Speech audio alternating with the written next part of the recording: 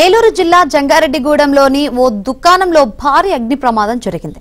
2 లక్షల విలువైన plastic disposable సామాగ్రి దగ్ధమైంది. ఆదివారం సాయంత్రం దుకాణంలో మంటలు చెలరేగడంతో స్థానికులు మంటలను అదుపు చేసేందుకు ప్రయత్నించారు. ఘటనా స్థలానికి చేరుకున్న అగ్నిమాపక సిబ్బంది మంటలు ఆర్పివేశారు. షార్ట్ సర్క్యూట్ వల్లే అగ్ని ప్రమాదం జరిగి ఉండవచ్చని అధికారులు తెలిపారు.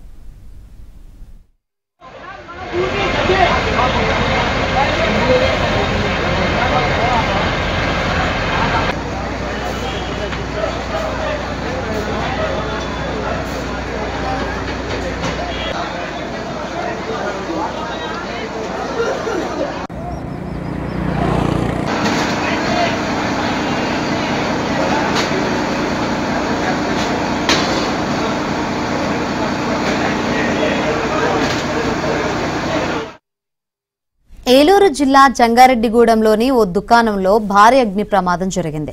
2 లక్షల విలువైన ప్లాస్టిక్ డిస్పోజబుల్ సామాగ్రి దగ్ధమైంది. ఆదివారం సాయంత్రం దుకాణంలో మంటలు చెలరేగడంతో స్థానికులు మంటలు అదుపు చేసేందుకు ప్రయత్నించారు. ఘటనా స్థలానికి చేరుకున్న అగ్నిమాపక సిబ్బంది మంటలు ఆర్పివేశారు. షార్ట్ సర్క్యూట్ వల్లే అగ్ని ప్రమాదం జరిగి ఉండవచ్చని అధికారులు తెలిపారు.